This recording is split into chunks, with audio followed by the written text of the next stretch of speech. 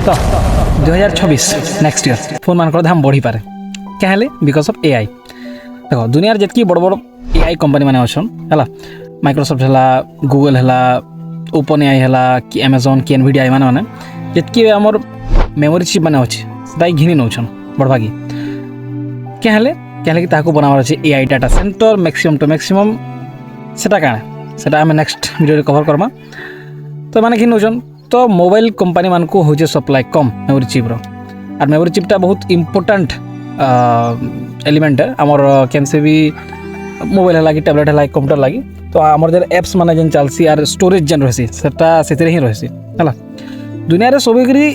तीनटा कंपनी अच्छन जेनटा कि 90% memory chip manufacture करसन गोटे है सैमसंग गोटे है माइक्रोन आ गोटे है ना तार भूली गई ओके छाड़। तो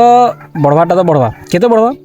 किसी आर्टिकल हिसाब से 7 to 10% बढ़ी पारे। तो सोल्यूशन काण है सोल्यूशनटा यहाँ है जो घिनबार अच्छे तो मार्च 26 आगलू घिनी नियो